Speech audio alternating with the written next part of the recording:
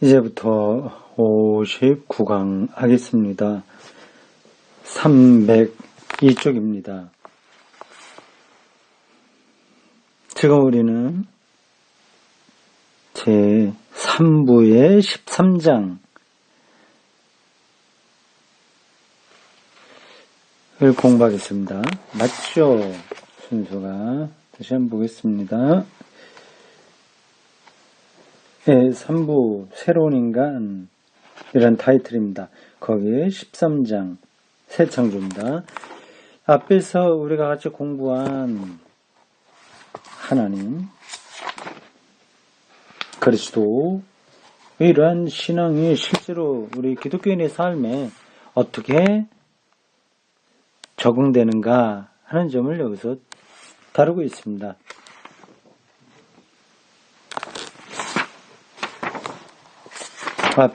바로 앞에서 영신앙, 현존하는 그리스도, 이게 우리의 삶에서 어떻게 나타나는가 하는 것을 이야기했습니다.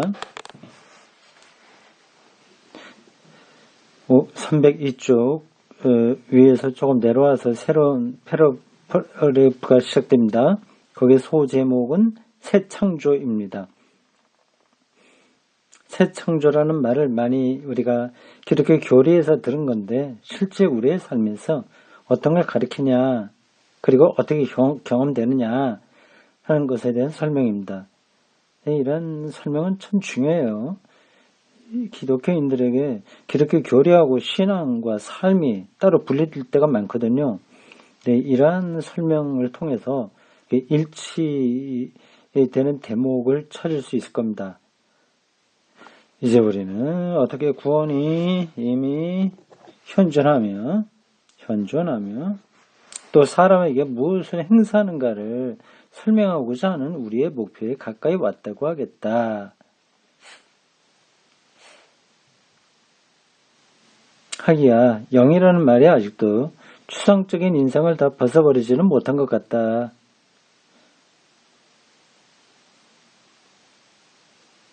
이것이 무엇을 의미하는가를 우리는 계속 설명코자 했지만, 그렇죠. 영. 이게 모호할 수 있습니다. 아는 것 같지만, 실제로 자기의 경험을 말로 표현하라고 하면 잘 못하죠. 마음이 뜨거워졌다거나, 어떤 삶이 변화됐다거나 그런 정도를 이야기하죠. 그런 것들은 굳이 기독교가 말하는 영이 아니라도 사람들에게 많이 나타나는 현상들입니다.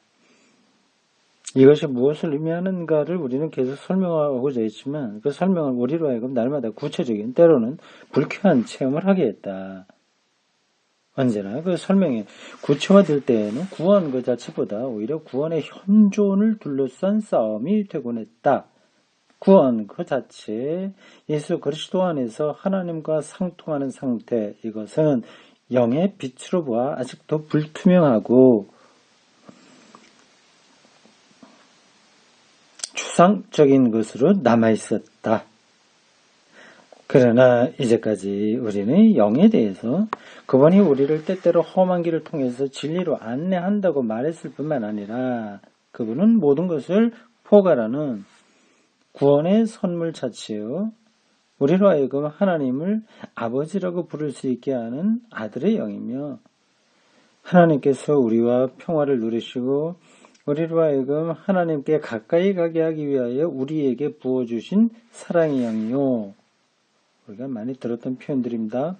우리가 희망하는 확신을 약속하는 보증이며 완성된 속량의 첫 열매라고도 말했다. 이 이상 더 자세히 어떻게 설명할 수 있겠는가? 근데 이런 설명을 듣고 마음에 어떤 것들이 확 느껴지느냐 하면 또 그렇지 않거든요. 이렇게 되는 사람도 있고 안 되는 사람도 있습니다. 이러한 신학적인 표현 혹은 신앙적인 표현은 우리 일상 용어하고 좀 달라서 직접적으로 이렇게 충분한 훈련이 되어 있지 않으면 전달받기가 어렵습니다. 성령의 열매에 관한 바울의 말씀, 갈라디아서 5장 22절에서 24절, 사랑, 평화, 이런 등등 관용 이런 것들이요. 성령의 9가지 열매죠. 말씀 혹은 요한복음 14에서 16장에는 성령과 형제와의 끊임없는 상관관계, 이 두 대목만 해도 이론의 여지 없이 아주 구체적으로 말하고 있다. 실제 삶의 내용들을 얘기하는 거죠. 이 대목에 대한 강론은 후에 그리스도교적 행동의 기본 지침을 논할 때, 그 기독교 윤리예요. 행동 지침, 기본 윤리입니다. 이런 걸 논할 때 다시 취급하기로 한다. 그러나 신학 성서 자체도 바울과 요한이 열거하는 것들을 총괄하는 관건어를 가지고 있으면, 키워드라고 할 수 있겠네요. 관건어, 키워드를 가지고 있으면 이것은 또한 현재와 미래 사이의 긴장관계를 독특한 방법으로 제시해주고 있다. 굉장히죠. 예수 그리스도와 소통해서 이미 완성된 사람인 것 같으나 그러나 여전히 한계가 많은 사람이니까요. 고린도후서 5장 17절과 갈라디아 6장 15절 참조 구절로 나왔습니다. 누구든지 그리스도를 믿으면 새 인간이 된다. 낡은 것은 사라지고 새롭게 된다. 이렇게 말했는데 실제로 새로워지냐? 새로워지는 부분도 있죠. 그렇지 않은 부분도 있죠. 그리고 요한이 예수로 하여금 니고데모에게, 요한복음입니다. 니고데모에게 사람은 새로 나야 한다고 말씀하시게 한 것은 마치 요한이 자기 나름으로 바울의 이 글을 주석이나 한 것 같아 보인다. 아하, 그렇군요. 요한복음 3장 5절. 처음부터 신앙은 하나님이 온갖 기대와는 달리 새로운 것을 창조하신다는 것을 신뢰한다는 말이 신앙의 특징으로 나타났다.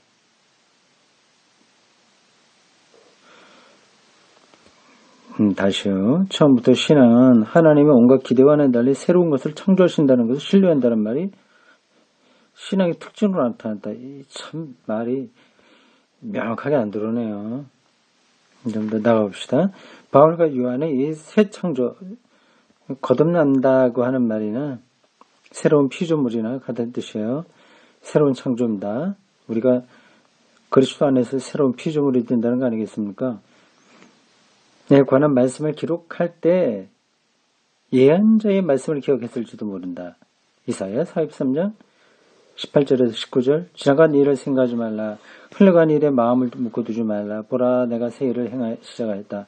이미 싹이 돋았는데 이것이 보이지 않느냐. 이런 선지자의 말을 기억하면서 바울과 요한이 새 창조에 대해서 얘기한 게 아니냐 하는 겁니다. 그렇죠. 바울과 요한도 완전히 새로운 것만 얘기하지 않고 그 전통을 다 이어받았을 테니까요. 그러면 새 창조란 무엇을 의미하는가? 자, 재밌어요. 어떤 거 봅시다. 새 창조다, 새로운 피조물이라, 거듭난다 하는 게 무슨 뜻인지 봅시다. 새로워지겠다는 원래 의도, 사람이 근본적으로 변하여 새로워지는 현상, 것은 그 자체로서는 우리에게 낯선 일이 아니다. 교회 바깥에서도 그런 일이 일어나니까요. 우리 일상생활의 여러 상황에서, 그리고 직장의 필요에 의해서 일어나는 많은 사소한 역할들의 변화들은 비록 사소해 보이긴 하지만 그 나름으로 새로워지는 거다. 술 많이 마시던 사람이 안 마신다거나, 도박하던 사람이 안 한다거나, 등등 있죠. 때로는 이러한 역할의 변화가 그로 하여금 생활에서의 방향이 따르게 되면 사실 근본적으로 새로워지는 것이다. 직장에서도 꾀만 피우다가 아주 헌신적으로 주변 사람들과 우애를 돈독하게 하면서 활동할 수도 있잖아요. 새로워지는 거죠. 역할이란 우리가 연출하는 그 무엇일 뿐만 아니라 우리의 삶이 곧 역할이다. 어떤 일을 하느냐 하는 거다. 여기까지 옳습니다. 우리는 다시 한번 새로 시작하자고, 다시 한번 모든 것을 더 좋게 하자고, 다시 한번 새로운 결단을 내리자고, 얼마나 여러 번 비현실적인 원의에 의하여 감격하기도 했으며 괴로워하기도 했던가. 뭐 좀 우스갯소리로 한다면 내년부터는 담배 끊어야지. 왜 이런 이제 의도를 가지고 있는데 뭐 3일이 못 간다는 거 비슷한 거죠. 또 우리 자신에 대한 단순하고도 깊은 실망이 있어요. 이제는 다른 사람이 되자고 나 자신을 완전히 다른 것으로 만들자고 하는 원래 원의를 일으킨 적도 드물지 않겠다. 이 원의라고 하는 단어가 확 안 들어오네요. 뭘 이렇게 원의라고 한 걸까? 원래의 의도로 저는 생각을 하는데요. 이런 거는 한자를 넣어두든지 아니면 독일어 원어를 붙여주든지 해야지. 우리가 보통 쓰지 않는 단어를 여기다가 쓰면서 이렇게 둬두면 참 번역자로서 불성실한 건데요. 이 모든 것이 성서에서 새 창조라고 한 것과 무관한 것이 아니다. 다만 이것이 단번에 그리고 동시에 이루어지기에는 너무나 적거나 너무 많을 뿐이다. 너무 적다고 하면 성서적 개념의 참된 깊이에까지 이르지 못한 까닭이며, 그렇죠. 존재론적 변화하고 역할의 변화는 차이가 있는 거거든요. 성서적 개념의 깊이는 존재론적인 거죠. 또 너무 많다고 하면 성서가 의미하는 것이 우리의 복잡한 새로움에 대한 원의보다 원래 뜻인가요? 원래 의지인가? 원의? 원래 의미라고 하는 걸까? 보다 훨씬 단순하기 때문이다. 굉장히 고상한 도사가 되는 게 아니라 좀 단순하다. 그것에 비해서 그 뜻이죠. 성서의 말을 빌리자면 믿는 사람은 하나님 앞에 나설 수 있음으로써 하나님과 평화를 회복하고 하나님과 화해함으로써 새 피조물이 된다고 표현할 수 있으리라. 그러기에 바울은 위에 인용한 대목에 이어서 우리는 그리스도를 통하여 하나님과 화해했다. 고린도후서 5장 18절라고 말하고 있는 것이다. 이 말씀은 우리가 이미 전부터 하나님의 실제, 현실, 리얼리티예요. 하나님의 리얼리티와 우리의 타락을 의식했음을 전제하고 있다. 다만 이 전제하에서만 화해의 말씀이 새 창조물임을 감지할 만큼 우리를 감동시킬 수 있는 것이다. 성서의 증언을 우리의 체험 세계에 옮겨서 표현하자면 우리가 하나님 앞에 설 수 있다는 사실을 통하여 하나님 앞에 설 수 있다는 사실을 통하여 우리는 새 창조물이 피조물이에요. 우리에게 익숙한 용어로 하자면 새 피조물이죠. 새 창조물이 된다고 할 수 있다. 바꿔 말하면 우리는 믿으면서 하나님의 실제를 경험하고 하나님이 가까이 계시다는 확신에서 신뢰를 얻을 수 있다. 네. 좋습니다. 이것은 새 창조란 우리가 남에게 제시할 수 있는 어떤 소유물이 아님을 말합니다. 하나님 앞에 서서 하나님의 현실을 체험하고 하나님이 가까이 있다는 확신에서 신뢰를 얻을 수 있는 게 이게 새 창조라는 거예요.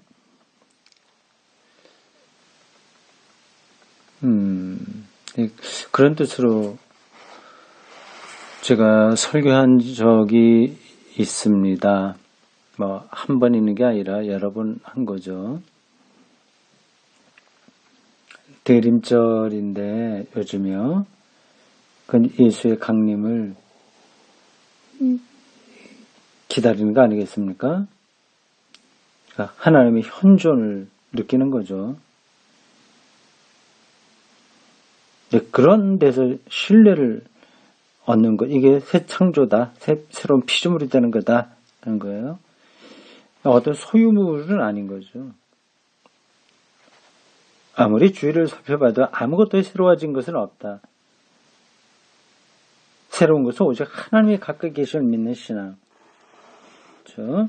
특히 세상의 대립적 외관의 공격을 견뎌내야 하는 세상의 압박감이요. 여러 가지로. 그런 신앙의 기초를 둔 우리의 신뢰십니다. 믿음이죠. 믿음이 우리를 새롭게 하는 거죠. 그의 새로운 창조죠. 신앙은 하나님의 가까이 계심을 보장하지만 그것은 숨겨진 가까이 계십니다. 그래서 모호하게 사람들이 생각하는 겁니다. 이렇게 숨겨진 가운데, 이렇게 은폐성이에요. 가운데 현재와 미래가 공존한다.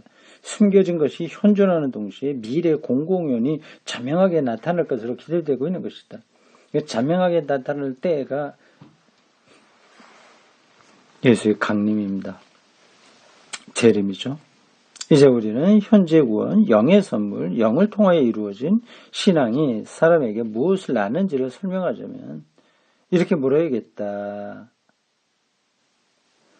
하나님이 지금 여기 현세에 숨겨진 채로 가까이 계심을 온전히 불투명하고 온전히 모험적인 채로 신뢰한다는 것은 대체 사람에게 무엇을 하는가? 우리에게 무슨 도움이 되는가? 이런 질문이겠죠. 여기 온전히 불투명하고 온전히 모험적인 채로 신뢰한다는 표현이 나와요. 하나님을 손으로 만질 수는 없지 않습니까? 그러니까 불투명한 거죠. 투명한 게 아니에요. 눈으로 확증할 수 있는 게 아닙니다. 그래서 모험적인 거예요. 나는 그를 믿는다. 그러한 신뢰라고 하는 게 사람에게 어떤 의미이냐, 어떤 도움이 되냐, 그런 질문입니다. 자, 이런 걸 따라가다 보니까 제가 설교한 방향이 참 맞다. 그런 생각이 거듭거듭 듭니다. 기독교 신앙을 우리의 삶에서 실질적인 것으로 경험될 수 있도록 제가 돕는 역할을 하지 않습니까? 근데 이게 쉽지 않은 거예요. 왜냐면 하나님이 여기에 함께 하신다고 하는 게 방금 우리가 읽은 대로 숨겨진 채로 계신 거니까 불투명하고 이제 모험적인 상태에서 신뢰를 하고 살아야 되거든요. 그래도 그런 것들이 실질적으로 우리에게 어떻게 나타나는가 하는 것을 여기서 몇 가지로 설명합니다. 저도 이런 방식으로 똑같은 건 아니지만 이렇게 한 것으로 보입니다. 자유야말로 으뜸가는 또 모든 것을 한꺼번에 총괄하는 관건어 키워드가 아닐 수 없다. 자유죠. 해방이죠. 하나님이 여기 함께 계신다고 하는 사실을 불투명하지만 완전히 불투명하고 모험적인 채로 신뢰하는데 그러한 신뢰하는 사람에겐 자유가 주어진다. 이 말 외에 어떤 말로도 같은 내용을 더 적절하게 표현할 수가 없다. 자유. 물론 자유라는 말로 그리스도교 신앙이 인간을 어떻게 형성하는지가 올바르게 총괄되어 늘 올바르게 총괄되어 온 것은 아니라는 말은 옳은 말이다. 자유로 나가는 것 같은데 또 속박이 되기도 하잖아요. 오히려 기독교 신앙이 자유를 훼손할 때가 많이 있지 않습니까? 신약성서에서도 그리스도인의 자유는 루터의 논문에 나온 겁니다. 그리스도인의 자유는 갈라디아서 하나에서만 확실한 테마로 되어 있고 다른 성서들의 이에 관해서 언급하더라도 다른 문맥에서 말하고 있다. 그러나 힘차게 그래 다양하게 말하고 있으면 사실이다. 진리가 너희를 자유하게 하리라 이런 말씀도 있잖아요. 요한복음에. 우리는 신약 성서 중에서 좀 더 오랜 것부터 시작해서 그리스도교 신앙의 총괄 개념의 역사를 기록할 수 있을 것이다. 예컨대 하나님 나라 예수님의 첫 번째 선포 메시지입니다. 빛, 생명 이런 것들은 요한복음에 가까운 단어들이고요. 참된 철학 이런 거는 뒤에 그리스 헬라 철학과의 관계에서 나온 표현들이고요. 속량, 의인 이건 좀 더 신학적인 책에서 나온 겁니다. 질서, 신심, 믿는 마음, 죄인의 의화, 칭의, 신앙과 이성의 조화 이 모든 것이 그리스도교 실존의 근본 이해 전체 전체를 표현하고 종합한 총괄 개념입니다. 여기 이런 각각 개념들이 어떤 뜻인지를 알아야 그렇게 신앙을 따라갈 수가 있습니다.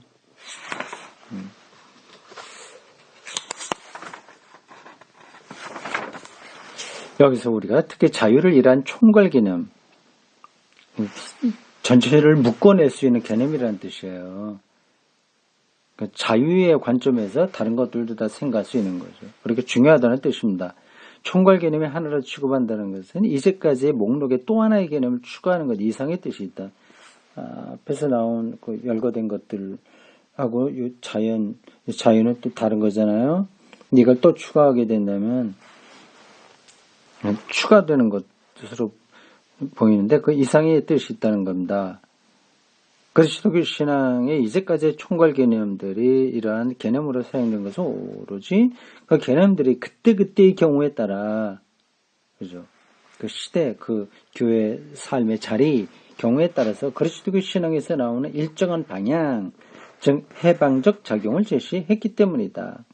때에 따라서는 속량이라고 얘기하고, 어떤 데 칭의를 얘기하고, 어떤 데 빛, 이렇게 얘기했다는 겁니다. 구약의 선민들에게는 수세기 동안 압제를 받아 정치적으로 보잘것없는 민족이 된 그들을 하나님이 버리지 않고 오히려 함께 계시며 통치권을 발동하신다는 것이, 물론 여기에 오해도 게시되긴 했으나 어떤 오해냐면 민족주의적인 관점으로 빠지는 거죠. 선지자들에게 이러한 생각들이 많이 나왔습니다. 하나님이 그들을 선택해서 버리지 않고 붙들고 통치하신다. 그런 것이 해방의 소식이었다. 맞죠? 선지서들을 읽어보면 그런 것들을 알 수 있습니다. 고대 말기의 회의적인 체념에 빠진 지식인들에게는 모두 이성과 지성이 충만인 하나님의 로고스가 나타났으며, 이제 알렉산드리아의 클레멘스 말처럼 히랍 철학 학교에 나가서 그 보잘것없는 지혜를 연마하고자 그렇게 힘쓸 필요가 없게 되었다고 하는 것이 해방의 소식이다. 이었다. 각각 때에 따라서 이게 달랐다는 겁니다.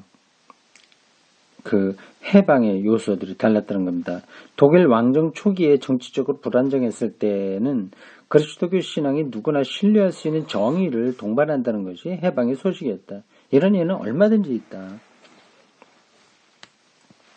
이와 비슷하게 오늘날에 있어서도 자유는 그리스도교 신앙의 총괄 개념이 될 수 있다.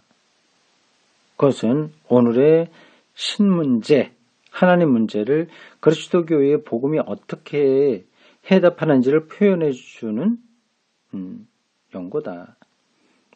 오늘의 신문제는 앞에서 밝힌 대로 여러 가지 억압과 위협에서 비롯되며 따라서 여러 가지 무의미의 회의에 의해서 나온다.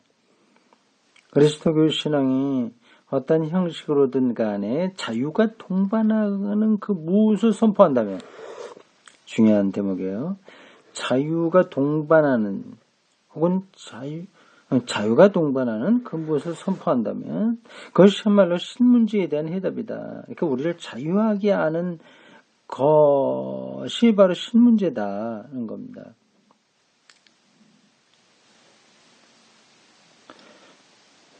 우리가 자본주의 사회에서 자유를 뺏겼잖아요. 이 자본 문제를 어떻게 해결하냐 하게 되면 그게 신문제에 대한 대답이라고 하는 겁니다. 지금 여성 해방 문제도 굉장히 부각되고 있죠. 여성들이 이 사회에서 어떻게 인간다움을 말살당하지 않고 살아가냐, 물론 많이 진행되어 왔습니다만 여전히 잘못된 그 구조들이 있는데 어떻게 풀어내느냐 하는 게 중요하죠. 그럼 그게 신문제에 대한 해답이라는 거죠. 그 사람들을 자유하게 하니까요. 바꿔 말해서 하나님은 질서의 하나님이시라는 말은 그 자체로 뭐 두말할 나위 없이 옳은 말이다. 질서가 중요하죠. 그러나 이 사상은 오늘날 그리스도 복음 선포의 중심에 놓는다면 이런 거, 하나님 질서의 하나님이라고 하는 것은 옛날엔 그게 필요했죠. 근데 지금도 여전히 그렇게 놓게 그거를 복음 선포의 중심으로 삼는다면 하나의 다른 어떤 일부를 맡은 것으로는 필요한데 복음 선포의 중심으로 삼는다면 선교의 해방적 능력, 따라서 복음적 성격, 기쁜 소식으로서의 의미는 극도로 위험한 상태에 빠지게 된다. 그 동성애의 그런 문제들을 한국교회가 완전히 혐오의 관점으로 접촉하고 있지 않습니까? 이게 이제 선교의 해방적 능력을 위험에 빠뜨리는 거죠. 복음을 이제 위험에 빠뜨린 겁니다. 그 이유는 현대에 과도하게 복잡하고 조직화되고 제한된 생활권이라는 여건에서 질서라는 말은 즉시 법질서라는 말과 동렬에 서게 되며 법을 잘 지켜야 돼 뭐 이런 거죠. 법치주의. 거기서 또한 압제라는 법은 강압적인 힘이니까요. 압제라는 그야말로 그리스도교 복음의 의미와 그리스도교 복음이 의미해야 할 바와는 정반대되는 요소가 첨가되는 이유다. 연고라고 하는 표현인데 이게 이유다. 참 이 번역자의 단어 사용이 특이합니다. 아까도 짚었듯이 원의라고 하는 말도 있고요.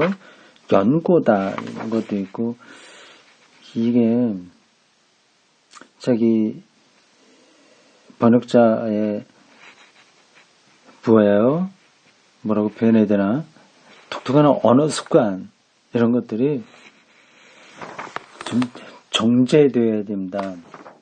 근데 본인은 잘 모르죠.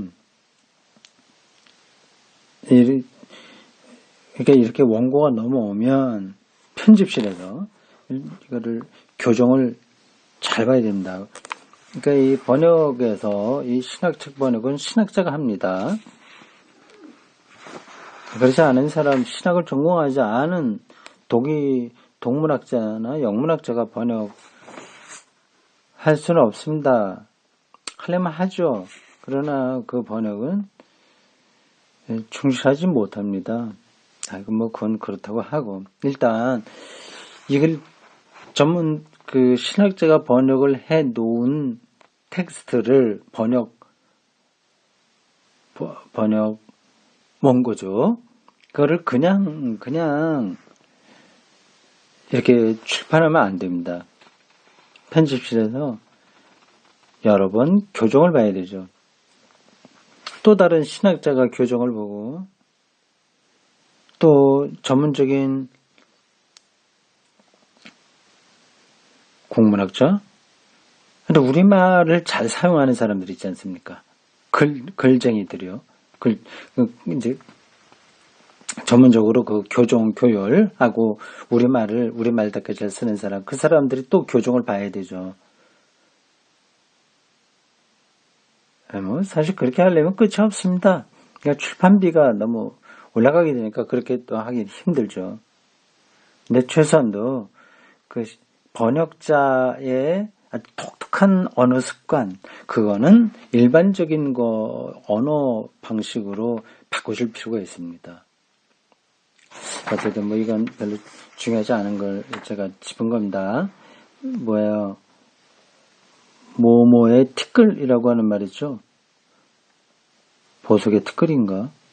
다 좋은데 내용이 좋고 번역도 전반적으로 잘하시는데 단어들 조금 흠집이 있다 해서 했는데 별로 중요한 게 아니었습니다. 우리는 여기 전반적으로는 잘 따라갈 수 있어요. 그리고 대단히 이 관점이 바라보는 관점이 참 좋습니다. 정확하게 지금 짚어주고 있어요.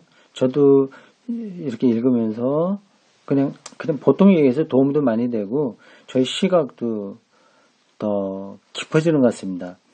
깊어지기도 하고 또 풍부해진다 이렇게 볼 수 있겠네요.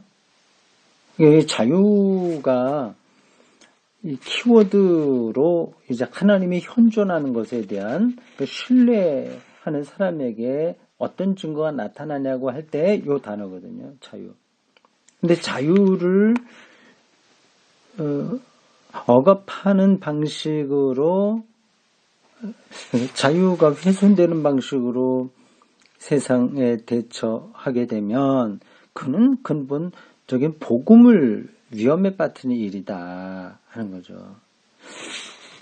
참, 이런 관점들이 일본 교회 목사들에게 충실하게 좀 주어졌으면 합니다. 단순히 교리주의자로 떨어져 있거든요. 교리주의. 그러니까 그 교리가 말하려고 하는 중심을 놓치는 겁니다. 네, 여기까지입니다.